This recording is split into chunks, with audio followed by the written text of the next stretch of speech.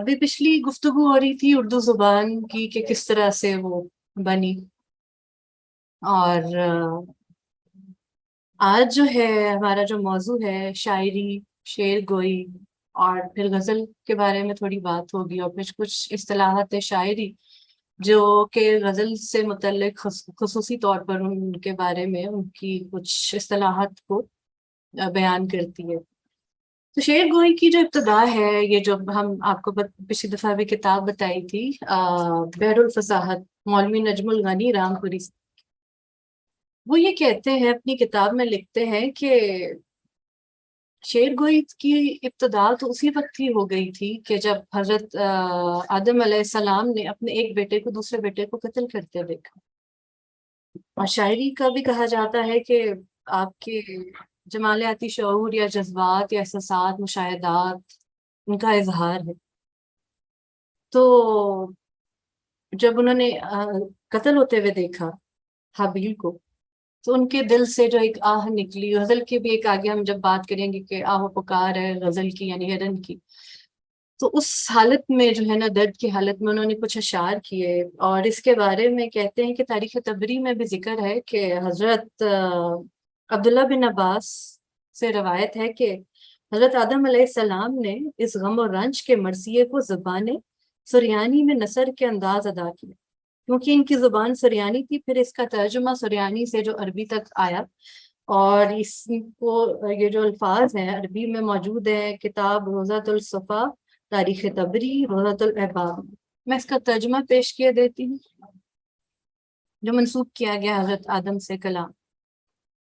मुतगय्यर हो गए शहर और उनके रहने वाले, और हुए जमीन खराब और गर्द आलूद है। बदल गई हर जायकादार और रंग वाली चीज, और कम हो गई ताजगी खूबसूरत चेहरे की। अफसोस है मेरे बेटे हाबील पर जो मकतूल है, और कब्र ने इसको अपनी आगोश में ले लिया है। और हमसाया हो गया है हमारा वो दुश्मन जो फना नहीं, अब हम कैसे राहत पाएं। फिर खैर उसके बाद जो एक दौर है वो अरबी जुबान का है, और कहा जाता है कि सबसे फसीह और बलीग जो वो जुबान, उसको उस वक़्त तसव्वुर किया जाता था जिस वक़्त कुरान पाक उतरे। तो हुज़ूर पाक सल्लल्लाहु अलैहि वसल्लम के पहले से दौर से भी शौरा चले आ रहे थे, उनमें से चंद जो है वो दौर जोहला के भी शौरा कहलाते थे। कहा जाता है, इस किताब में लिखा है कि शेर जो पहली दफा है कहा है, उसको अरबी जुबान में यारब बिन कहतान ने कहा है। और उसका एक शेर है, मिन नास मिन अब व अम खलीफे जहल व तईफ इल्म। ये मैं अरबी का है, मेरे ख्याल में मैंने इसकी काफी गलत प्रोनाउंसिएशन की है, मगर इसका तर्जुमा पेश किया देती हूँ। बाज लोग अपने माँ बाप से यानी पैदाइशी तौर पर जहालत पसंद है, और बाज इल्म दोस्त। इसके बाद कहते हैं अशर बिन सबा यमनी भी जो है बेहतरीन कलाम कहता था, मौजू शेर। और इसके अलावा कुछ लोगों का ये भी ख्याल है कि पहला जो शायर था वो कातिब था हूद अलैहिस्सलाम का, और उसका नाम था खलजान बिन अदम। याद रहे, अरबी जुबान का शायर। उससे पहले सरियानी और इब्रानी जुबान होती थी। कहते हैं उनके भी जो शेर होते थे, मगर वो हिजाई निज़ाम पे होते थे, और बाकायदा जो नज़म है बहर है वो अरब दानों ने और अरब के जुबान दानों ने इसको एक रिदम में लेकर आए, और एक तो इसका बाकायदा जो है इसके कवायद बनाए। और फिर उसके बाद अरबी के बाद जाहिरी बात है फारसी जुबान, यहाँ उसके ऊपर भी गलबा हुआ अरबी जुबान का, जब जैसे जैसे इलाके फतह होते गए। उससे पहले भी फारसी जुबान में शेर व शायरी होती थी, मगर कहते हैं उसका जो शेर व शायरी का जो निज़ाम था वो फिर थोड़ा मधूम होता चला गया, कम होता चला गया, क्योंकि वहां से वो लोग जाते रहे। एक सेकंड। अब ये कहते हैं, लिखते हैं कि शेर फारसी की इब्तदा बहराम गोर से हुई है, और साब अहले ईरान शायरी से बखूबी वाकिफ ना थे गुज़िश्ता दौर में, यानी कि या अरब का जब यहाँ पे तसल्लुत होने से पहले। جب ملک ایران اہل اسلام کے قبضے میں آیا تو اختلاط اہل عرب سے ایرانیوں نے بھی مذاق شعر حاصل کر لیا اور ان کا بھی ذوق جو ہے وہ بڑھتا چلا گیا. اور بعض کہتے ہیں کہ شعر فارسی کی ابتدا مسلمانوں میں یعقوب بن لیث صفار سے ہے. اچھا پھر یہ کہتے ہیں کہ جو عروج آیا فارسی زبان میں جو شاعری کو ہے، اور ہمارا رسم الخط بھی اور عربی و فارسی اس سے ہی ملتا جلتا ہے، بلکہ وہیں سے نکلا ہے کہ سلطان محمود غزنوی کے دور میں شاعر جو تھے فارسی کے بہت زیادہ تعداد میں ہو گئے، اور کہتے ہیں کہ ان کے دربار میں تقریباً 300 شاعر نوکر تھے، اور ان میں سرآمد اور فردوسی بھی شامل تھے، مطلب ان کا دور بھی آیا. پھر اس کے بعد آہستہ آہستہ یہ شعر و شاعری کا سلسلہ بڑھتا گیا، اور پھر خاقانی، ثنائی، انوری، نظامی، سعدی، خسرو، فیضی، حافظ، جامی، حلالی، فغانی، ظہوری، نظیری، عرفی، صاحب کلیم، سلیم اور قدسیہ. اور یہ پھر 3 طرح کے اس کو دور میں جو ہے منقسم کرتے ہیں کہ پہلا 3 طرح کے کلام آئے. یہ کیوں میں بتا رہی ہوں کہ 3 طرح کے کلام آئے، کیونکہ پھر ان کا جو اثر ہے وہ ہماری اردو زبان پر آیا، اور پھر ان کا جو قسم تھی اس سے ملتی جلتی ہمارے شعراء نے جو ہے وہ قسم اس طرز کو جو ہے اپنایا. پہلی جو طرز تھی وہ خاقانی اور انوری کی تھی، پھر ظہوری، نظیری اور عرفی کا دور آیا، پھر صاحب اور امثال کا اور ڈھنگ آیا.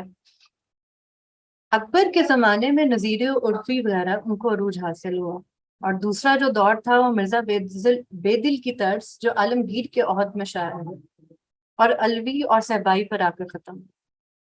پھر اس کے بعد حافظ اور خسرو کا دور آیا، انہوں نے بھی فارسی کلام میں جو ہے بہت کچھ کہا، اور ہمارے خسرو نے تو خیر ریختہ کی بنیاد رکھی، اور بہت ہی قدردان ہیں ہم ان کے کہ انہوں نے ایک نئی زبان کو تشکیل دی اور اس کی کافی اس میں ایجادات کی. اب یہ ہے کہ حکمت کہتے ہیں بھرپور ہے اس کی شعر و شاعری میں، اور حضور پاک صلی اللہ علیہ وسلم سے بھی منسوب کیا گیا کہ بخاری مسلم میں روایت ہے کہ ان من الشعری حکمت، کہ یعنی بعض شعروں میں حکمت ہے. ان کے زمانے میں بھی حسان بن ثابت ہوتے تھے بہت مشہور جو ہے، ان کی مدح ثانی کرتے تھے، اور کعب بن زبیر ہوتے تھے، اور کہتے ہیں کہ ان کے کلام کے حضور صلی اللہ علیہ وسلم اصلاح بھی فرماتے ہوتے تھے کہ، اور اس کا جو ہے علامہ اقبال نے بھی اپنی رموزی بے خود میں ان کا تذکرہ کیا ہے کہ حضور صلی اللہ علیہ وسلم نے کیسے جو ہے کعب بن زبیر رضی تعالیٰ عنہ کی جو ہے تصحیح کی تھی ان کے شعر کی، کہ انہوں نے کہا کہ لے سیف کی جگہ لے نور کر دو، سیوف الہند کی جگہ سیوف اللہ کر دو. خیر، اب شاعری کی تعریف پہ آتے ہیں کہ شاعری کیا ہے. شاعری کے بارے میں احمد جاوید صاحب کہتے ہیں کہ یہ آپ کا جو جمالیاتی شعور ہے اس کا اظہار ہے، آپ کے احساسات کا اظہار ہے، اور جذبات اور مشاہدات آتے ہیں جو آپ کے ان سے آپ گزرتے ہیں، ان کو جب آپ لفظ دیتے ہیں تو وہ شاعر، اور مگر صرف لفظ کہنا نہیں، اس کے اندر باقاعدہ ترتیب ہو، وزن ہو، ہم آہنگی ہو، تو تب اس کو شعر کے درجے پہ جو ہے وہ آپ کے خیالات جو ہیں ان کا لفظوں میں اظہار ہو، تو ان کو پھر ہم شعر کہتے ہیں. شعر کے جو لغوی معنی ہے، لفظی معنی ہے، اس کا مطلب ہے جاننے کے، اور شاعر جو ظاہری بات ہے اس کو کہتے ہیں جو جانتا ہے. اصطلاحاً اس کی بات کی جائے تو اس کو کہا جاتا ہے شعر جس میں کلام موضوع ہو اور اوزان مقررہ ہو، یعنی کہ وزن دیا ہو، کسی وزن پہ ہو، اور وہ مقفع ہو. مقفع کا مطلب ہے کہ جس کے اندر قافیہ ہو، قافیہ کے بارے میں بعد میں بات کرتے ہیں، اور اس کے اندر موضوع ہو، قافیہ ہو، اور وہ بالقصد موضوع ہو، یعنی کہ آپ اس کو انٹینشنلی جو ہے وزن دے کے اور ایک کسی بحر میں، کسی اسلوب میں جو ہے کسی طرز پہ رابطے ہیں. اب شاعر جو ہے وہ قابل انسان کو کہتے ہیں، جیسے پرانے زمانے میں بڑی ان چیزوں کے بارے میں پرٹیکولر ہوتے تھے کہ ایک تعریف ہو اور اس کے مطابق جو ہے وہ چلا جائے. تو یہ کہتے ہیں کہ ایسا شخص ہے وہ شاعر جو برائی بھلائی بحر و وزن اور تختی و قافیہ وغیرہ لوازم میں شعر کو جانتا ہوں. اور حال ہی اپنے کلیات کے مقدمے میں لکھتے ہیں کہ شعر کے لیے وزن ایک ایسی چیز ہے جیسے رات کے لیے وہ. اگر آپ نے سنا ہو تو بول بھی بٹے ہوتے ہیں کہ جیسے طبلے کی بیٹ بج رہی ہوتی ہے دھا دن دن دا دھا دن دن. تو ہم یا 1 2 3 4 میٹرونوم کا اگر سسٹم ہے تو الفاظ کو آپ نے ان بیٹس پہ جو ہے یعنی کہ ان کے جو ماترے ان کو کہا جاتا ہے اردو زبان میں ان کی جو بیٹس ہوتی ہے طبلے کی اس کے مطابق جو ہے وہ ایک ردم چلتا جاتا ہے. اسی طرح ادھر بھی ایسے ہی ہے. جب ہم وزن کی بات کر رہے تھے تو وزن اس طرح ہے کہ آپ کے کچھ ارکان ہوتے ہیں غزل شعر کے جیسے فاعلن فاعلن فاعلن فاعلن اس کے اندر الفاظ کی اور اعراب کی حرکت ہو رہی ہے یعنی کہ زیر زبر پیش اور سلیبل سے یہ بنتا جا رہا ہے. پھر اگر یہ دوبارہ رپیٹ ہوگا اور اگر 6 دفعہ رپیٹ ہو گیا فاعلن فاعلن فاعلن اور فاعلن فے الف عین لام نون 4 الفاظ 5 جو ہے اس کے لفظ ہے اور اس کی ایک فاعلن فاعلن فاعلن فاعلن اس کی ایک بیٹ چل رہی ہے ردم چل رہا ہے تو اس کو مسدس سے بحر کہیں گے. اور اسی طرح یہ اگر فارسی کا کلام اٹھا کے دیکھیں عربی کا دیکھیں مولانا رومی کا دیکھیں حافظ کا دیکھ لیں یہ لوگ ایک بحر میں کہتے ہوتے تھے اور عربی کی کچھ 20 سے اوپر کی بحریں پورا نظام انہوں نے بیٹس کا ردم کا جو ہے وہ ترتیب دے دی. تو اس سے مراد ہمارا یہی ہے. آگے کہتے ہیں مولوی صاحب کہ شعر کا کام براہ راست فی الفور لذت یا تعجب یا اثر پیدا کر دے اور اس سے کوئی مقصد حاصل ہو. اچھا ایک جب بات ہوتی ہے کسی موضوع پہ تو کچھ اس کے بارے میں مختلف لوگ اظہار خیال کرتے ہیں تو یہ ایک ہوتے تھے منطقی حضرات ان کو منطقین بھی کہا جاتا ہے. وہ شعر کی جب تعریف کرتے تھے وہ یہ کہتے تھے کہ شعر کے لیے یہ بات شرط ہے کہ کلام قانون لغت کے مطابق ہو اور اس میں ایسے اعلیٰ درجہ کے استعارے اور عمدہ تشبیہیں ہوں کہ نفس میں ان کی وجہ سے تاثیر عجیب اور انفعال غریب پیدا ہو کر فرحت یا رنج و غم آ جائے. اس میں اگر میں یہ جو بات بول رہی ہوں اس میں کوئی مشکل اگر کوئی لفظ آئے کسی کا ترجمہ اگر آپ چاہیں تو بیچ میں آپ روک کے پوچھ سکتے ہیں. ہمارے پاس ثنا صاحبہ بھی ہیں وہ بھی اردو کی کافی ماہر ہیں تو ہم اس کے بارے میں بات کر سکتے ہیں اگر کوئی لفظ جو ہے ایسا ہو کہ جو نہیں آ رہا سمجھ اس سے بات چیت ہو سکتی ہے تو آپ بیچ میں روک سکتے ہیں.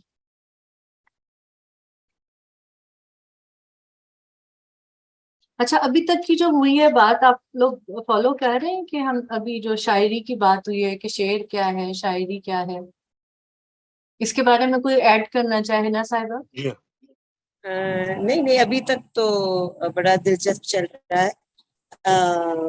کوئی ایسا اٹھا نہیں ابھی نقطہ کہ میں پوچھتی ورنہ میں ضرور بیچ میں روک کے ہی پوچھتی آپ کو بلکہ دل کر رہا ہے کہ آپ رکے نہ تھوڑا چلتی رہیں کیونکہ میں تو بالکل ہی بڑے غور و حوص سے بیچ میں ڈوبی ہوئی تھی. سو میرا خیال ہے اس کو تو ایسے ہی چلائیں ابھی پھر بعد میں تھوڑا کریں گے discussion if that's okay with you guys.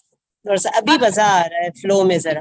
شعر کے بارے میں آپ کچھ کہنا چاہیں یا شاعری کے بارے میں؟ بلال ہمارے پاس 2 بلال ہیں آپ تو آپ کا طریقہ کار کیا ہے شاعری پڑھنے کا سمجھنے کا کیا کرتے ہیں جب کس طرح پڑھتے ہیں؟ ہاں کیا ڈپینڈ کرتا ہے. مجھے ہمیشہ یہ فیل ہوتا ہے کہ اگر ہم شعروں کی اگین کیونکہ میں ایک اسٹوڈنٹ کے نقطۂ نظر سے دیکھوں گا کہ شعر کو میں اس تکنیکی مہارت سے تو دیکھ نہیں سکتا.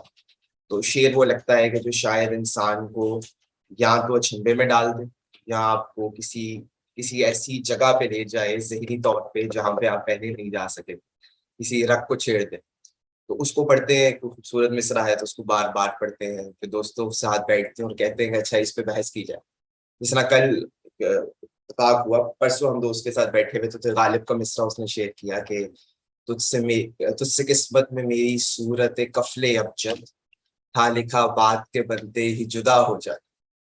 اب اس پہ ہم دو دن سے گفتگو کر رہے ہیں کہ وہ شعر اتنا خوبصورت ہے کہ کفل ابجد لاک ہے اور لاک کیوں جڑا ہوا ہے, بات ہاں. بنے گی تو لاک ٹوٹ جائے گا. کیا کہہ رہے اب اس کے اوپر آپ کہنے کو پوری پوری راتیں گزار سکتے ہیں, نہیں تو 2 لمحے کی بات تھی گزری ختم ہو گئی. تو یہی شعر ہے کہ اگر کوئی شاعری میں کوئی چیز جو اس وقت دل کا مزاج ہے, مطلب 2-3 مہینے پہلے مزاج میرا کسی اور طرف تھا, تو وہ ایک شعر تھا نا, میں بلاتا تو ہوں اس کو مگر ہے جذبہ دل, اس پہ بن جائے کچھ ایسی کہ بنا آئے نہ بنے. واہ واہ. پھر وہ معاملات ڈفرینٹ ہو گئے, تو اب میں یہ کہتا ہوں کہ وہ نیت شوق بڑھ نہ جائے کہیں, تو بھی دل سے اتر نہ جائے کہیں. تو یہ سائیکلک فیز ہوتے ہیں. اچھا, جب آپ شاعری پڑھتے ہیں ایک تو اس کے لفظ ہوتے ہیں, اس پہ دھیان دیتے ہیں, ہاں. پھر اس کا ردم ہوتا ہے, ایک موسیقی جس کو ہم وزن کی بات بالکل, کر رہے تھے, اس ایک کا وزن ہے. موسیقیت کے ایک ریپیٹ ہو رہا ہے, ریپیٹ ہو رہا ہے بالکل. اور کیا چیز جو ہے آپ دیکھتے ہیں شاعری؟ اس کے obviously کچھ مشکل الفاظ ہیں تو اس کے معنی دیکھا جائے, جی قفل ابجد ہے تو اس کے معنی دیکھنے پڑیں. صحیح صحیح. اس کے علاوہ اس کی جو بحر چل رہی ہے, جی. جو اس کا لفظ و بہت چڑھا ہوا ہے, وہ اس سے کس طرح نبھایا گیا ہے, وزن کیا ہے, ہوں. تو اس پہ دیکھا جاتا ہے. ہوں. اور آئی تھنک کانشیس لیول پہ تو شاید اب کوئی ایسی چیز نہیں دیکھتا, لیکن سب کانشیس میں آپ کے برین میں چیزیں ہوئی ہوتی ہیں جس سے آپ خود ہی تمیغہ لگاتے ہو کیا یہ ایک اچھا شعر ہے یا کیا یہ برا شعر. تو کچھ کیسا پیمانہ لگاتے کہ اچھا شعر ہے برا شعر ہے؟ اگر دیکھیں اس پہ ایک تو میرا خیال ہے اسٹیٹک جو ہوتی ہے, جمالیات جو ہوتی ہے, وہ تو سبجیکٹیو ہے. صحیح. تو ایک شعر مجھے برا لگ سکتا ہے, کسی شخص کو اچھا لگ سکتا ہے. جی صحیح ہے. لیکن بات یہ کہ شعر کے اندر میرا خیال ہے 2 چیزیں بہرحال ہونی چاہیے. ایک تو جو شعر کی فنی صفت ہے کہ وہ اس صفت کے جو کچھ اصول ہیں بہر کے, وزن کے, وہ پورے کرتا ہے, جس کی وجہ سے ہاں مطلب کچھ موجودہ ماڈرن ڈے کے شاعر ہیں جو آزاد نظم کی صورت کو بھی کچھ زیادہ ہی آزاد ہو گئے. مادر کی در آزادی بہت بڑی چیز ہے, تو ہر بندہ راشد نہیں بن سکتا. جی.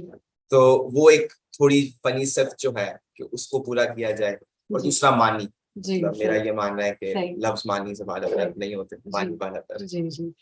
حنا صاحبہ نے ہاتھ اٹھایا. جی جی جی جی بالکل. میں آپ کے سوال بڑا مجھے آپ کا اچھا لگا, بہت ہی ایک بنیادی سا سوال ہے, لیکن مجھے یہ لگتا ہے کہ آپ اردو یا میرا خیال ہے کوئی بھی زبان پڑھنے میں جہاں بھی پہنچ جائے نا, یہ ایک سوال آپ کو ہمیشہ وہ کرتا ہے کہ شعر میں آپ نے بڑا اچھا سوال کیا کہ کیا چیز آپ کو, ایک شعر کو کیا چیز پرکشش بناتی ہے. یہی آپ نے بلال سے سوال کیا, اور بلال نے تو خیر بہت ہی زبردست جواب دیا. میں تو ایک بہت ہی بیسک سا جواب دینے لگی ہوں کہ میرے لیے میں اکثر یہ سوچتی تھی کہ جب میں کوئی غزل پڑھتی ہوں, کوئی اشعار پڑھتی ہوں, تو یہ کیا وجہ ہے کہ بڑے عرصے میں نے اپنے آپ سے یہ سوال کیا کہ کچھ غزلیں مجھے بہت مشہور ہونے کے باوجود جو ہم نے گائکی کا بھی کے زیور سے بھی جو راستہ تھی وہ بھی آپ کی بچپن سے آپ کے اندر سرایت کر جاتی ہے نا, تو وہ آٹومیٹکلی آپ کو اچھی لگنے لگتی ہے. لیکن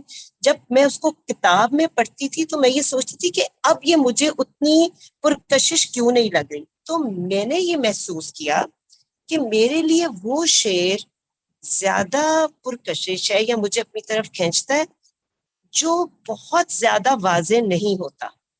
واضح نہیں ہوتا سے مراد یہ ہے کہ اس میں کوئی گہرائی آپ کہہ سکتے ہیں, تھوڑا سا عمیق مطلب گہرائی ہو, اس میں تھوڑا سا ویگ ہو, سمجھ نہ آئے, سوچنے سمجھنے کے لیے آپ رات کو سونے کے لیے لیٹے ہیں اور وہ 2 لفظ اس کے آپ کے دماغ میں بار بار گھوم رہے ہیں. میرے لیے مجھے یہ لگتا ہے, مجھے نہیں پتا بلال صاحب کے لیے بھی ایسے ہے یا آپ کے لیے بھی, میں بلکہ یہ شیئر کرنا چاہوں گی کہ کیا صرف میرے لیے یہ, کیونکہ جو بہت ہوتے ہیں نا ڈائریکٹ ایک واضح بالکل, وہ مجھے اتنے پرکشش کیوں نہیں لگتے. مجھے میرا دل کرتا ہے کہ جیسے جو مجھے سوچنے کے لیے پتہ نہیں ہے, یہ میرا یہ سوال ہے ایک اس اردو پہ ہم سب جو بیٹھے ہوئے شوقین, کہ کیا یہ سب کے ساتھ ایسے ہے یا صرف میرے ساتھ ہی ایسے ہے. جی صحیح. صحیح کہہ رہی ہیں کہ کچھ جو شعر جو ہے وہ دل میں اترتے ہیں, ان کی کچھ کی بناوٹ بہت خوبصورت ہوتی ہے. اب اسی کے بارے میں آگے جو ہے بیان ہے کہ اصطلاحاً شعر کو بیت بھی کہتے ہیں. اب وہ اس کے ذرا آپ کو بتائیں گے ڈائمینشن ذرا کہ کیا ہوتی ہے, کہ کون کس طرح کیا ہے شعر, کہ اس میں 2 مصرعے مساوی ہوتے ہیں. مساوی مطلب برابر ہوتے ہیں, یہ عروض و ضرب رکھتے ہیں. عروض و ضرب کا لفظ جو ہے وہ آگے کچھ ریڈنگ آئیں گی اور آگے بھی ہم اس کے بارے میں تفصیلاً بات کریں گے. وجہ یہ ہے کہ بیت کے معنی گھر کے ہیں. بیت جو ہے وہ اس کو بھی کہتے ہیں نا بیت ال تو وہ بیت وہ بھی ہوتی ہاں، ہے بیت، ہاں، پیغمبروں کی یا پیغمبروں کی ولیوں کی ہوتی ہے. کرتے ہیں. ایک بیت گھر کو کہتے ہیں، اس کو بیت اللہ بھی جیسے Yes, کہا بالکل. جاتا ہے. اس کی وجہ یہ ہے کہ بیت کے معنی گھر کے ہیں. گھر کے لیے زمین، چھت، ستون، میخ یعنی کیل، رسی، کمبل، ٹاٹ، کپڑا اور نقاشی سب چاہیے. ایسے ہی ہے جیسے کل ہم لوگ گئے تھے قاصد صاحب کے ساتھ بابا حسن دین کے مزار پہ. اس کو جو ہے وہ کامل ممتاز صاحب اور ہمارے استاد تیمور صاحب نے جو اس کو ڈیزائن کیا ہے، وہاں پہ جا کے ہمیں ایک دم احساس ہوا کہ جمال ہی جمال ہے. کہ وہ جو یہاں پہ بات ہو رہی ہے نا کہ اس کا ڈیزائن، اس کے اندر کی کیا ہے اور کس طرح ساری چیزیں ہیں، تو وہاں پہ جمال جو ہے نا ہمیں محسوس ہوا. صرف اس گھر کو، اس گھر تو نہیں، خیر مزار تھا وہاں پہ. اسی طرح وہی کہتے ہیں کہ وہ خوبصورت لگتا ہے بیت یعنی گھر جو بہت ہی اچھا بلڈ اپ ہوا. اب یہ سب چیزیں شعر کو چاہیے کہ اس کو بھی گھر سے مناسبت ہے. بس اس کی زمین، جو زمین ہے یعنی کہ جو اس کا جو فرش ہے، فلورنگ کہہ لیں، وہ مضمون ہے کہ کس مضمون پہ آپ بات کرنا چاہ رہے ہیں. جس قدر مضمون اچھا ہوگا، جیسے مثنوی کا جو کہتے ہیں کہ قرآن حسدر زبان پہلوی، کہ انہوں نے بہت ہی گہرائی پہ بات کی اور اس کے اوپر لیئرز در لیئرز ہیں کہ وہ ابھی تک مغرب بھی اور مشرق بھی اس کی مسٹری میں لاسٹ ہے. اور ایک شعر کو ہم پتہ نہیں 7-8 دفعہ پڑھتے ہیں تو وہ اور معنی اور گہرے سے گہرے اس کے کھلتے چلے جاتے ہیں کہ اس کی زمین اس کا مضمون ہے. جب کوئی ارادہ مکان بنانے کا کرتا ہے تو سب سے پہلے زمین تلاش کر لیتا ہے. پلاٹ اور کارنر کا پلاٹ ہماری اتنی ہے زمین اور وہ زمین.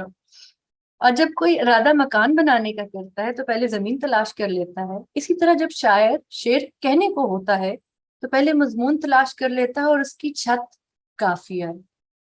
قافیہ جو ہے آگے بھی چل کے بات ہوگی کہ وہ کچھ جو ہے ایک الفاظ ہیں یا کچھ ساؤنڈ ہے جو وہ ریپیٹ ہو رہی ہوتی ہے آخری حرف سے پہلے. اچھا، اس کی چھت قافیہ ہے. رسی، میخ اور ستون ارکان بیت. ارکان بیت یعنی کہ جن الفاظ پر اور حروف پہ وہ بنا ہوگا ہجوں پہ، وہ اس کے ارکان بیت. جس طرح کہ رسی، ستون اور میخ سے گھر مستحکم ہوتا ہے، ایسے ہی ارکان بحر سے مضبوطی ہے. کیونکہ ارکان مرکب ہے. مرکب مطلب ایک سے زیادہ چیزیں مل جل کے جو بنی ہوں، مکسچر کہہ لیں. سبب، وتد اور فاصلے سے.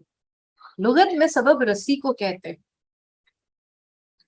اور وتد میخ کو کہتے ہیں. یہ عربی کا لفظ ہے، قرآن میں بھی استعمال ہوا. اور فاصلہ ستون کو. جیسے کہ گھر کپڑے، کمبل اور ٹاٹ سے تیار ہوتا ہے، اسی طرح بیت الفاظ سے تیار ہوتی ہے. اب آگے کہتے ہیں فائدہ کیا ہوتا ہے ان سارے ارکان کا جب ہم اپنی نظر میں رکھتے ہیں کلام کہتے ہوئے، شعر کہتے ہوئے. کہ آگے کہتے ہیں مولوی صاحب، اکثر صحرا نشینان عرب کا گھر کمبل اور کپڑے کا ہوتا ہے بطور پال کے، اور گھر میں آرائش کے واسطے نقاشی بھی کرتے ہیں. تو بیت کی نقاشی صنائع بدائع لفظی اور معنوی کی رعایت کرنا. گھر کے دروازے کے 2 کواڑ ہوتے ہیں. اس طرح غالباً شعر کے بھی 2 مصرے ہوتے ہیں کہ اوپننگ ہو رہی ہوتی ہے، اس کا ایک مطلب بھی ہوتا ہے. مطلب کے بارے میں بھی آگے بات کریں گے. جس طرح لوگ گھر کے اندر دروازے کی راہ سے آتے جاتے ہیں، اسی طرح خیال ہائے مردم یعنی انسانوں کے جو خیال ہے مدعائے بیت میں مساری کے راہ سے پہنچتے ہیں. ابھی خلیل صاحب کے ہیں ایک، ان کے نزدیک بیت کے لیے 2 مصروں کا ہونا لازم ہے. شعر اس کے نزدیک بیت کا مترادف ہے. سوائے خلیل کے دوسرے علماء بیت کے لیے 2 مصروں کا ہونا واجب نہیں جانتے. اب جب ہم شعر کہتے ہیں، ایک آپ سے درخواست کی تھی کہ اپنی پسند کا کوئی بھی شعر یا غزل جو ہے وہ آپ یا کچھ منتخب اشعار جو ہے ہم اپنے لے کے ہیں. تو اب ہم کچھ اصطلاحات شاعری جو کہ بالخصوص غزل کے متعلق ہیں ان کے بارے میں بات کریں گے. تو پھر جب آپ اپنا جو کلام آپ کا جو انتخاب ہے اس کو ہم دیکھیں گے تو آپ پھر ہمیں ساتھ ساتھ بتاتے جائیے گا، اس پہ ہم غور و خوض کرتے جائیں گے ساتھ ساتھ کہ یہ اس کا یہ حصہ ہے، یہ اس کا یہ حصہ ہے، تو وہ اس کی آگے اس کی جو ترتیب ہے وہ کھلتی جائے گی. اب جب غزل جب شروع ہوتی ہے تو اس کا دو مصروں پہ مشتمل عام طور پر ایک شعر ہوتا ہے، اس کو مطلع کہا جاتا ہے. مطلع طلوع، مطلع وہ اس کا معنی یہ ہے کہ ایسی جگہ جہاں پر سورج طلوع ہوتا، طلوع ہونے کی جگہ کو مطلع کہتے ہیں. اسی طرح جب طلوع ہو رہی ہوتی ہے غزل اپنے پہلے شعر کے ساتھ. اور بیت کے مصرع اول کے پہلے جز کو صدر کہتے ہیں اور اخیر جز کو عروض کہتے ہیں. علم عروض کا بھی لفظ سنا ہوگا جس میں قافیہ ردیف وغیرہ آتا ہے. ایک باقاعدہ طور پہ علم ہے اور اس کے لیے پرانے استاد ہوتے تھے، غالب کے استاد تھے، اقبال کے استاد تھے، جتنے بھی بڑے بڑے شعراء ہیں انہوں نے استاد کے یہ عروج نہیں حاصل کیا. اور دوسرے مصرے کے جز اول کا نام ابتدا و مطلع ہے، ابتدا اور مطلع ہے، اور پچھلے جز کا نام ضرب و عجز ہے. اب جو صدر ہم نے کہا تھا کہ اب بیت کے مصرع اول کے پہلے جز کو جو صدر کہتے ہیں، اب وہ صدر کو جو ہے وہ اس کی تفصیل بتا رہے ہیں اس معنی کی کہ لغوی معنی صدر کے اول و بلندی ہے. ابتدا اور مطلع کے معنی شروع ہو جائے یعنی آغاز وغیرہ میں آتا ہے. اب اگر دیکھیں تو پہلے غزل کی ذرا تعریف کے بارے میں ذرا بات ہو جائے کہ غزل کیا ہوتی ہے، پھر کچھ اصطلاحات شاعری کی جو مزید اس پہ تفصیلاً گفتگو کرتے ہیں. اگر لغت کھولی جائے تو لغت میں غزل جوانی کا حال بیان کرنے، عورتوں کی صحبت اور عشق کا ذکر کرنے کو کہتے ہیں. قیس بن رازی جو ہے غزل کی وضاحت کرتے ہوئے کہتے ہیں کہ جب ہرن شکاری کتوں کے ہاتھ جب زخمی ہو جاتا ہے تو مایوسی کے عالم میں درد و کرد سے چیخو پکار کرتا ہے اور بکار کرتا ہے تو اسے غزل کہا جاتا ہے. طرز غزل کا اور اس کا لہجہ اور سلوک بہت ہی نرم و لطیف اور شائستہ ہونا چاہیے.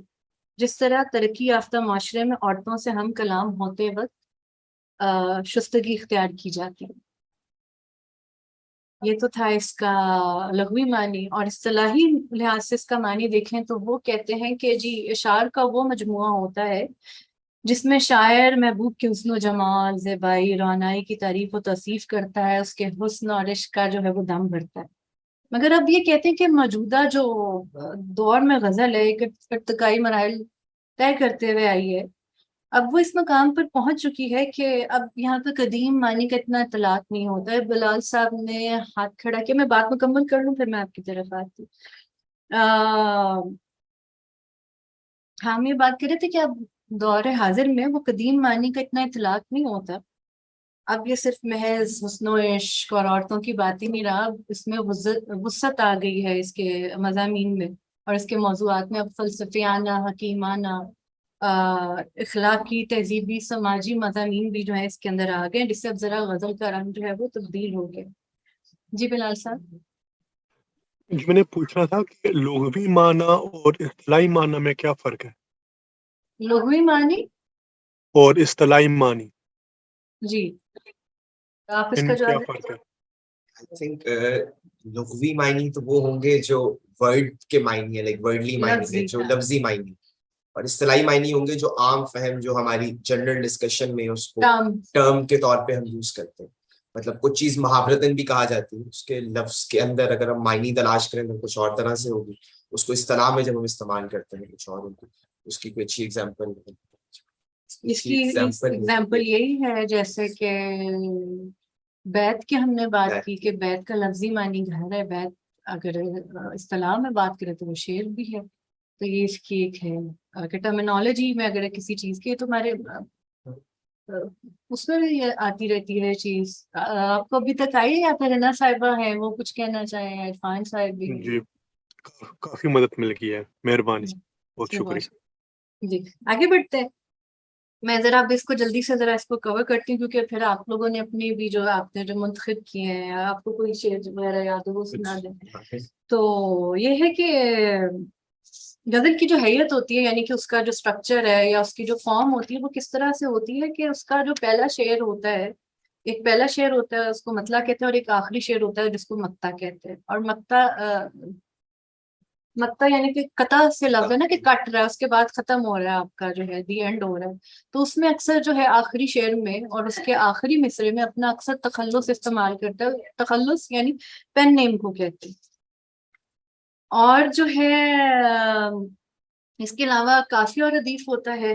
ردیف یہ ہوتا ہے کہ ایک ہی رائم میں یعنی کہ ایک ہی ردم میں جو ایک لفظ جو ہے آخری لفظ جو وہ بار بار آ رہا ہوتا ہے کہ، اور قافیہ جو ہے وہ ردیف سے پہلا والا لفظ ہوتا ہے کہ مثال پیش ہے.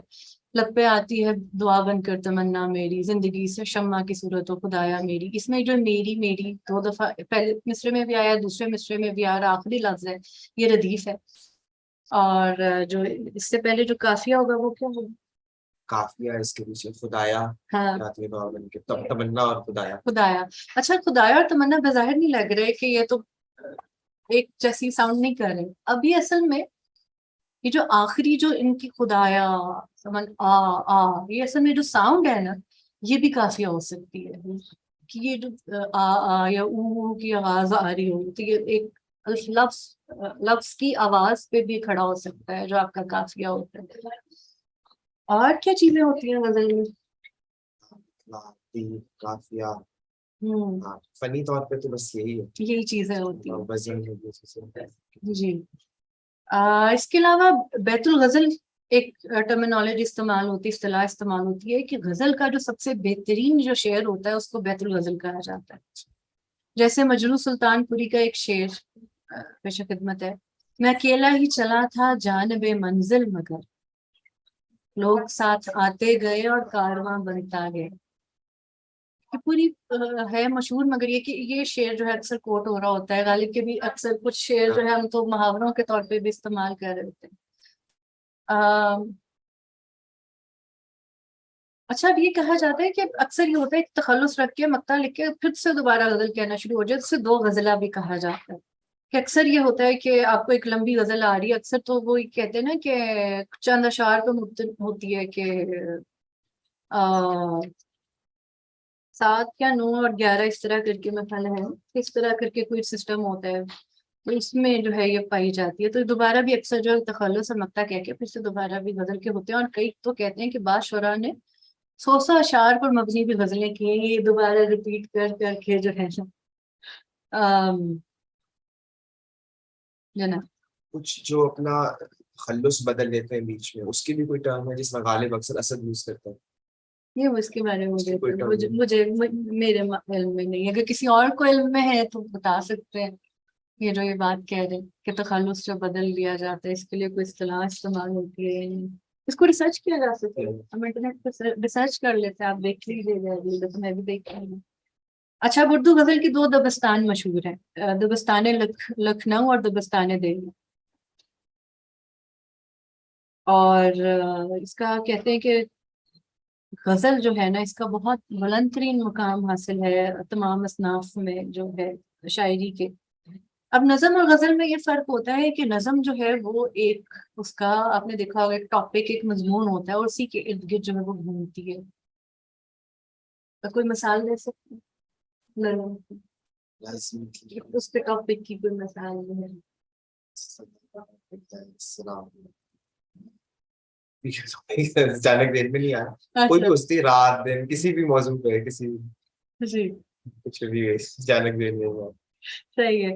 اور اس مجھ کی سے بھی آگے پہلی سی محبت جو فیض اس کا موضوع تو کوئی نہیں ہوتا. موضوع مطلب کسی موضوع پہ جیسے وہ فلانے کی بیٹی اور آدم کی بیٹی اور اس طرح کر کے کچھ نام ہوتے ہیں کہ کچھ اس کا وہ دیا جاتا ہے. اور جو غزل ہے اس کا کوئی اس کے جو شعر ہوتے ہیں وہ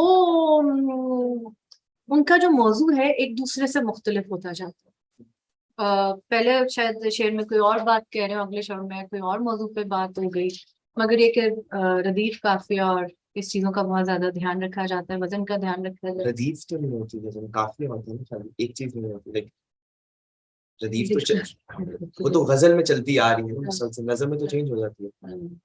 صحیح. اچھا اس کے بعد جو ہے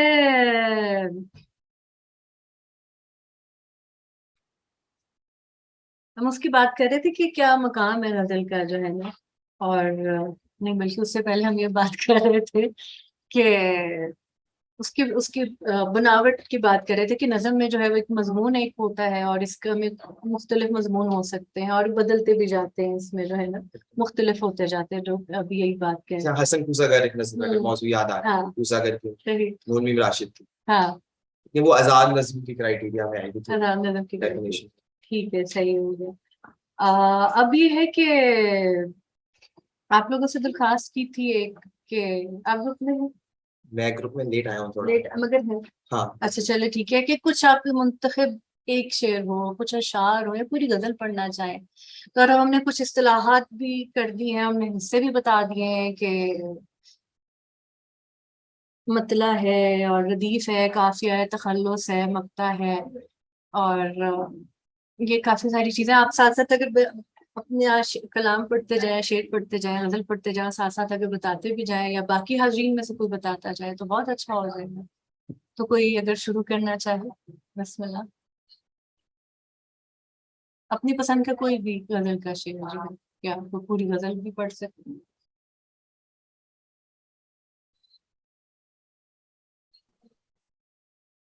جی میں پھر بسم اللہ کرتا ہوں۔ جی بسم اللہ۔ دیکھیں اب کس اس سے شیئرنگ کون ہوگی؟ جی اسکرین شیئرنگ چل سکتے ہیں کہ جس پہ آپ پڑھ رہے ہیں تو غزل ہم بھی دیکھتے جائیں ساتھ میں؟ نہیں سوری، وہ میرے پاس اس وقت فیسلٹی نہیں ہے، اچھا وہ ذرا کمپیوٹر میں وہ ٹیکنالوجی میری نا آج کل سے کوئی میرا ساتھ نہیں دے رہی، تو میں بس شروع میں یہ کہنا چاہ رہا تھا کہ شاعری میں نے پہلے کوئی پڑھی نہیں خاص، اسکول میں جو تھوڑی بہت انگلش شاعری پڑھی تھی وہی، لیکن یہ ہے کہ جب بھی کبھی یعنی کہ یہاں پہ جب کوئی جلسے ہوتے تھے مسجد میں یا جب میلاد شریف ہوا کرتا ہے تو اس کے جب علماء کرام آتے ہیں پاکستان سے تو شعر وہ اکثر اپنی تقریروں میں پڑھتے ہیں تو اس سے دل بڑا خوش ہوتا تھا، ایک تسکین محسوس ہوتی تھی، تو بڑوں سے بھی اکثر وہ کوئی نہ کوئی شعر بچپن میں سننے کو ملتا تھا، یا جو دادا جی کے دوست ہیں باب تھے، تو اس سے جب یہ کورس شروع ہوا تھا تو میں بڑا خوش ہوا تھا کہ چلے شاعری پڑھنے کا ایک موقع بھی ملے گا، اس کے بارے میں کچھ سیکھنے کا بھی، تو پڑھ کے سنانے کا تو اس سے پہلے کبھی بھی ایسا کوئی موقع نہیں ہوا، اس لیے میں پیشگی جو تلفظ اور پڑھنے کی جو ادائیگی ہے میں دونوں کی معذرت کر دیتا ہوں۔ جی بالکل تو بالکل، کوئی بات نہیں، صرف مقصد یہی ہے کہ جیسا تیسا بھی ہے پڑھیں گے تو وہ جیسے ڈرائیونگ ہے نا، آپ کار سیٹ پہ نہیں بیٹھیں گے، نہیں آتی تو یہ جب تک بولیں گے نہیں تو آہستہ آہستہ لفظ نکھرتا جائے گا انشاءاللہ۔ میں نا وہ آن لائن دیکھ رہا تھا، تو ویسے تو کیا کہتے ہیں علامہ اقبال کے کئی شعر تو سننے کو ملتے ہیں، لیکن جی کچھ ایسے شعر تھے جو میں نے سننے بہت دفعہ تھے لیکن پتہ نہیں تھا کہ کس کے ہیں، تو وہ پھر دیکھا کہ نام نا وہ میر تقی میر کے تھے، لیکن وہ نا رومن آئز تھے، تو میں چاہ رہا تھا کہ اردو اسکرپٹ میں ملے، تو یہ پھر 2 شعر ہیں وہ میں سنا دیتا ہوں۔ نا حق ہم مجبوروں پر یہ تہمت ہے مختاری کی، چاہتے ہیں سو آپ کرے ہیں ہم کو عبث بدنام کیا، تو اس میں جو عبث، اب یہ نہیں مجھے پتا کہ یہ عبث ہے یا اس کا صحیح تلفظ عبث ہے، تو اس کا مطلب ہے کہ مجھے پہلے پتہ نہیں تھا، تو وہ پھر جب میں نے لغت میں چیک کیا تو اس کا مطلب یہ بتایا کہ فیوٹائل، تو یہ پھر ایک نیا لفظ میری یعنی کہ وہ شعور میں آیا۔ پھر دوسرا شعر تھا، شرط سلیقہ ہے ہر ایک عمر میں، عیب بھی کرنے کو ہنر چاہیے، اور جو آخری تھا، یہی جانا کہ کچھ نہ جانا ہے، سو بھی ایک عمر میں ہوا معلوم۔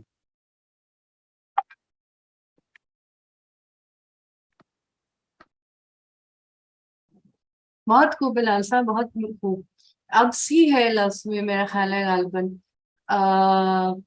مجھے اچھا خوشی ہوئی آپ نے شعر پڑھا ہے، اور اچھا لگا آپ سے سن کے جو ہے، تو انشاءاللہ امید ہے کہ آپ آگے بھی ہم اسی طرح جو ہے کچھ نہ انشاءاللہ۔ کچھ ارشاد لیتے رہیں گے۔ اچھا بلال صاحب کے علاوہ جو ہے کوئی بھی اپنا پسندیدہ شعر غزل سے، یا پوری غزل ہی آپ بے شک پڑھ دیں تو بہت اچھا۔ میں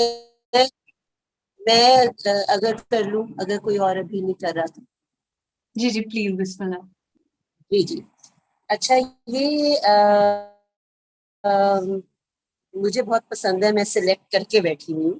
اچھا آپ کی اسکرین شیئرنگ ہو پیام سکتی فتح پوری کی غزل ہے. ہے نا؟ نہیں اب اگین مجھے نہیں, میرا بھی وہی بلال صاحب والا مسئلہ آ رہا ہے, ذرا ٹیکنالوجی میں ویک ہوں تھوڑی. سو اچھا next time I make sure کہ میں آپ کے ساتھ اسکرین شیئرنگ اچھا بھی چلو کروں, ہم ٹھیک ہے؟ اس کے میں بس آخر واٹس ایپ گروپ میں بھیج دوں گی. چلے ٹھیک ہے, ہم اس کے آخر میں نا تھوڑا سا 5 منٹ لیں گے, تھوڑا سا میں آپ کو بتا دوں گی کہ اردو کے شعر کو کیسے سرچ کیا جاتا ہے, آن لائن کی بورڈ کیسے استعمال ہوتا ہے, کچھ ایک دو اچھی جو ڈکشنریز نہیں ہیں. میں کر لیتی ہوں, ایکچولی میرا فون نیا ہے تو جی ابھی یہ کل آیا تو میں کر لوں گی, آپ انشاءاللہ فکر نہ کریں. اچھا جی, پیام فتح پوری کی غزل ہے, مجھے بہت پسند ہے, آپ لوگوں کے کی نظر پیش کرتی ہوں. کبھی نغمہ غم آرزو, کبھی زندگی کی پکار ہم, کبھی خاک کوچہ یار ہم, کبھی شہر یار بہار ہم. اس میں بہار اور پکار جو ہے وہ قافیہ ہے, ہم ردیف ہے, ٹھیک ہے؟ میں نے کہا ساتھ ساتھ بول دے, آگے ویسے میں نہیں بولوں گی کیونکہ مجھے پڑھنے میں مزہ آتا ہے.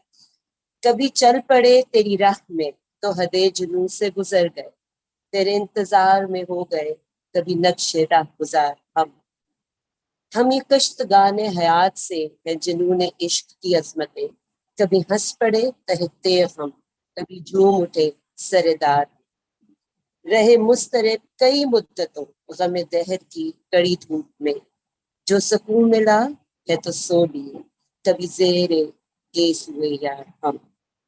تجھے پا سکیں کہ نہ پا سکیں کوئی زندگی کی لگن تو ہے, کہ خوشی سے کیسے اجاڑ دیں تیری آرزو کا تیار ہم.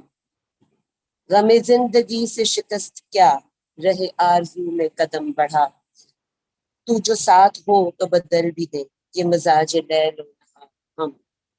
کبھی پاس آ کے نگاہ کر ہے یہ زندگی تیرا آئے, تیرا روح ہم, تیرا پیار ہم, تیری آرزو کا سنگا ہم. بس آپ کی آواز نہیں آ رہی مجھے. اچھا جی بہت خوب بہت خوب. آپ نے جو یہ غزل پڑھی ہے اس کے ردیف اور قافیہ کے بارے میں اور تخلص اور باقی چیزیں ہیں اچھا, جو اس میں تخلص تو میں نے خود بھی نہیں دیکھا, نہیں تخلص تو ہے ہی نہیں اس میں. جی تخلص پیام فتح پوری کی ہے اور جی تخلص انہوں نے اس میں نہیں ڈالا ہوا. ردیف جو ہے وہ ہم ہی ہے, اور قافیہ جو ہے وہ شروع کے شعر میں نے بتایا تھا جیسے کہ پکار بہار سیم ساؤنڈنگ. آگے جو ہے وہ اتنا زیادہ انہوں نے کچھ, میں بھی اس کے بارے میں کنفیوز تھی کہ یہ آگے کچھ بہت زیادہ قافیہ سیم ہے نہیں, لیکن میں اس کو پڑھ کے تو ضرور گروپ میں شیئر کروں گی.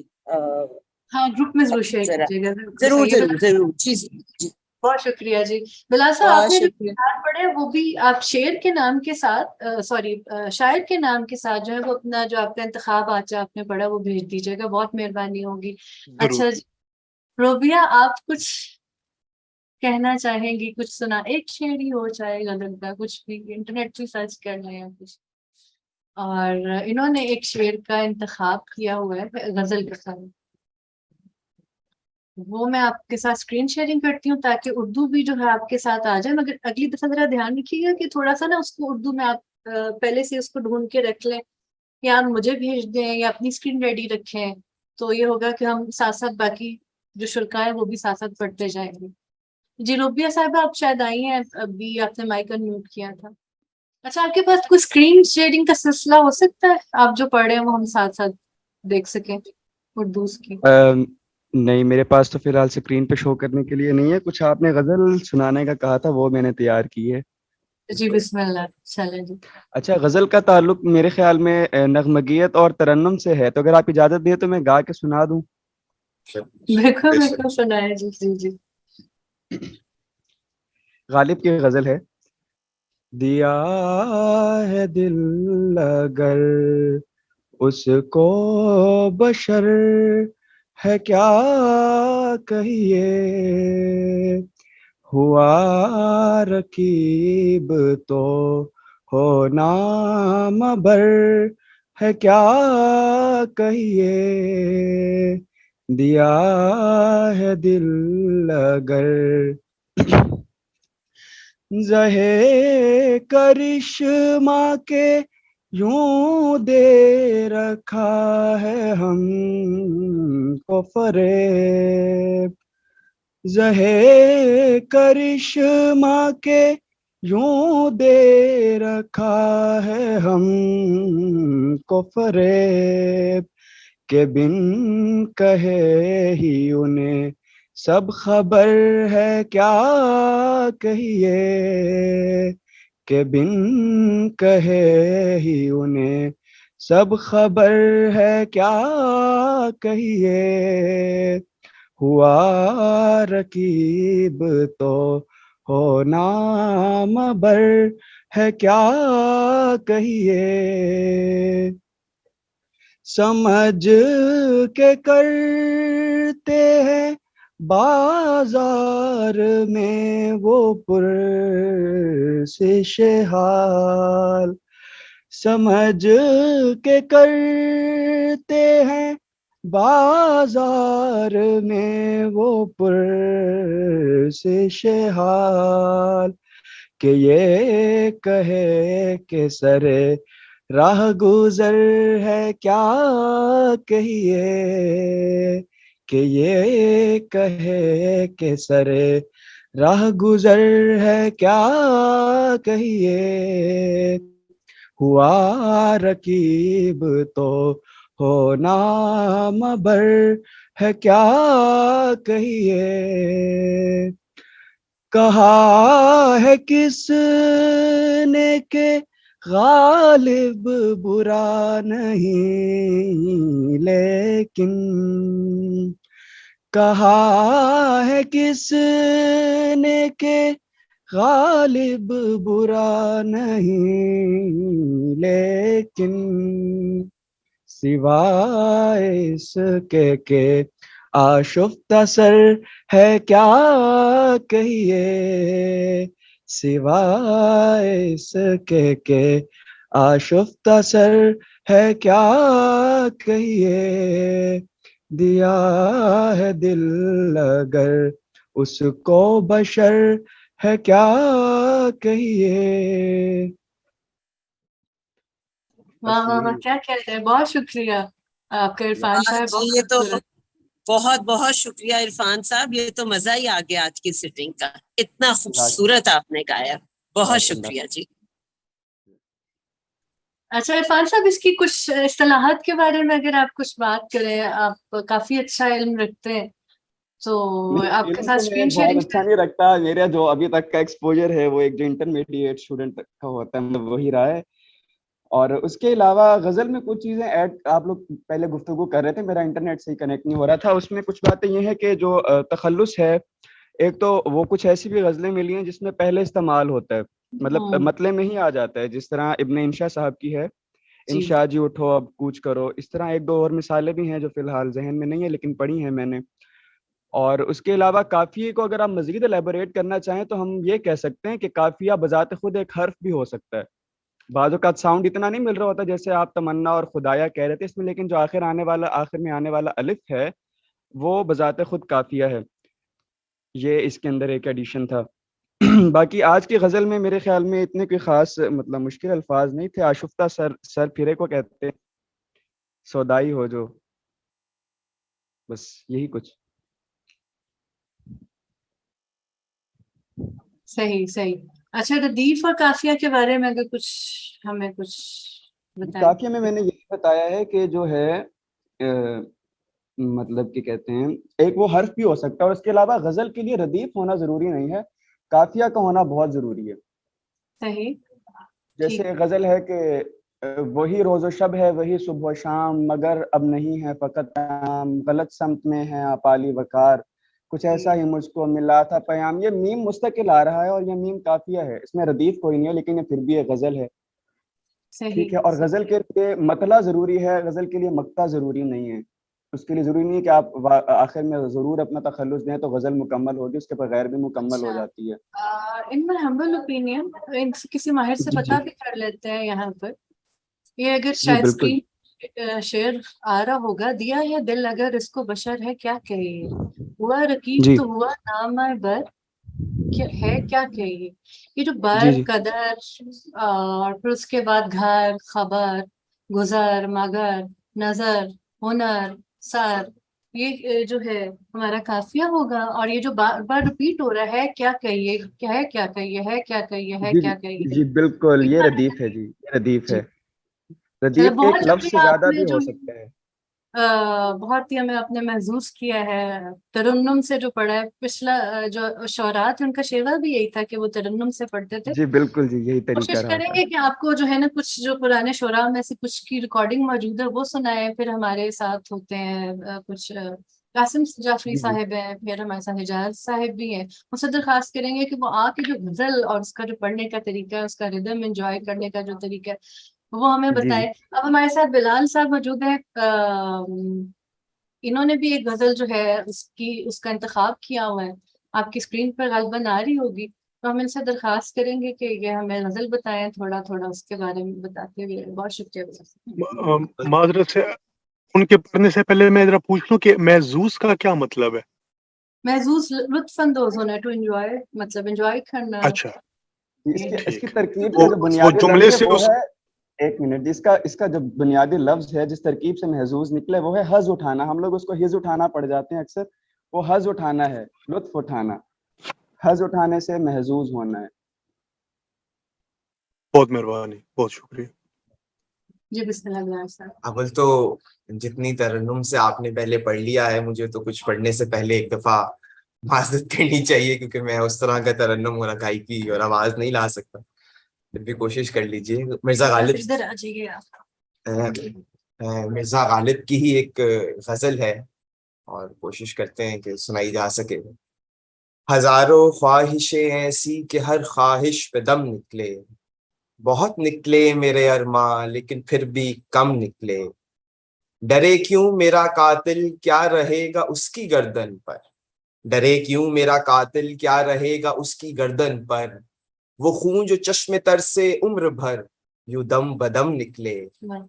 نکلنا خلد سے آدم کا سنتے آئے ہیں لیکن، نکلنا خلد سے آدم کا سنتے آئے ہیں لیکن، بہت بے آبرو ہو کر تیرے کوچے سے ہم نکلے. ہوئی اس دور میں منسوب مجھ سے بادہ شامی، ہوئی اس دور میں منسوب مجھ سے بادہ شامی. پھر آیا وہ زمانہ جو جہاں میں جام جم نکلے. محبت میں نہیں ہے فرق جینے اور مرنے کا، محبت میں نہیں ہے فرق جینے اور مرنے کا. اسی کو دیکھ کر جیتے ہیں جس کافر پہ دم نکلے. کہاں میں خانے کا دروازہ غالب اور کہاں واعظ، کہاں میں خانے کا دروازہ غالب اور کہاں واعظ. پر اتنا جانتے ہیں کل وہ جاتا تھا کہ ہم نکلے. بہت بہت شکریہ. اچھا اس پہ جو ابھی آپ نے نظر پڑی، کچھ چیزیں آپ کی نظر سے گزری ہوں گی جو ابھی میں اصطلاحات کی بات کریں، اس کے بارے میں کچھ بات کرنا چاہیں، مشکل الفاظ کے بارے میں. اس غزل میں دو تین چیزیں جو ہیں، ایک تو ردیف اور قافیہ، میں خیال ہے اس پہ ہم گفتگو کر بھی چکے ہیں اور ہاں سب اس میں پہچان لیں گے. سے الفاظ ہاں نکلے ہمیں نظر آ رہا ہے کہ یہاں پہ ہماری ردیف ہے، ٹھیک ہے. اور قافیہ ہے جس طرح ہے یہ ہے دم ہے کم ہے، اس کے علاوہ بدم ہے، اور نیچے ہم ہے، پیچو خم میں خم ہے، قلم ہے، یہ ہے. پھر ایک چیز اس میں بہت زیادہ یوز ہوئی ہے جسے ہم جو ہمیں ایلیگری کہتے ہیں، جسے ہم کہتے ہیں تشبیہ دینا یا استعارہ زام. جس طرح مثال کے طور پہ نکلنا خل سے آتم کا سنتے آئے. اب یہاں پہ یہ ببلیکل ریفرنس ہے کہ کس طرح آدم کو خل سے جنت سے نکالا گیا، یہ ایلیگری ہمیں نظر آتی ہے. پھر جام جم، یہ ہمیں نظر آتا ہے کہ فارس کے ایک بادشاہ کا ایک جام تھا جس کی جام کے اندر سے وہ مستقبل کا حال دیکھ لیتا تھا، تو وہ ہمیں یہ چیز نظر آتی ہے. تو یہ خوبصورتی ہے غالب کی. بہرحال پھر غالب کمپیئر کرتا ہے چیزوں کو کہ کہاں میں خانے کا دروازہ کہاں واعظ، کہ دو چیزوں کا، محبت میں نہیں فرق جینے اور مرنے کا، اسی کو دیکھ کر جیتے ہیں جس پہ دم نکلے. تو یہ ہمیشہ سے غالب کی خوبی ہے کہ وہ اس طرح کمپیریزن کرتا ہے. تو بس یہ کچھ چیز. بہت شکریہ, بہت مزہ آیا آپ لوگوں نے جس طرح سے پڑھا ہے, اور اچھا لگا ایک ترنم سننا اور یہ سارا. یہ تو ہمارے استاد جی کہتے ہیں کہ انسان جب پیدا ہوا تھا اور اس کا جب دل دھڑکنا شروع ہوا تھا تو وہ پہلی اس کی ترنم تھا, پہلی ترنم پہلا تھا. اس کی ردم تھا, ہارٹ بیٹ اس کی جب دھڑکا تھا دھک دھک. تو یہ جو ترنم میں پڑھنا, اچھی جو بیٹ سننا, ردم میں الفاظ کو سننا, قرآن کا بھی ایک ہے کہ ایک ردم ہے, اس کے اندر ایک خوبصورت لفظ بھی ہے, معنی بھی ہے, اور یہ ہونا یہ ایک روح کی جو کہتے ہیں نا جمالیاتی شعور کا اظہار. تو یہ اظہار جو ہے آج, اور اس کو خوش طریقے سے جو ہے, اس کو خوش الحانی سے جو انہوں نے پڑھا ہے, تو بہت اچھا لگا ہے. ان شاء اللہ تعالیٰ پھر اگلے اس میں ہوتا ہے آپ لوگوں سے پھر دوبارہ سیشن نشست ہوتی ہے. تو اگلے کے لیے تھا کہ محاوروں کی ہم بات کر رہے تھے کہ اگر ایک محاورہ ہی چاہیے, 2 یا 3 جتنے بھی آتے ہیں, وہ کچھ نیٹ سے مل جاتا ہے کہ ایک کی بورڈ ہم نے جیسے کیا تھا کہ میں آپ کو, اگر آپ لوگوں کے پاس وقت ہو تو مجھے 5 منٹ اگر دے دیں تو میں سرچ کر کے اور کچھ جو ہے لنکس بتا دوں. جی ضرور پلیز. ٹھیک. اچھا, اب یہ ہے نا کہ جیسے ابھی میری اسکرین شیئر ہو رہی ہوگی آن لائن اردو کی بورڈ.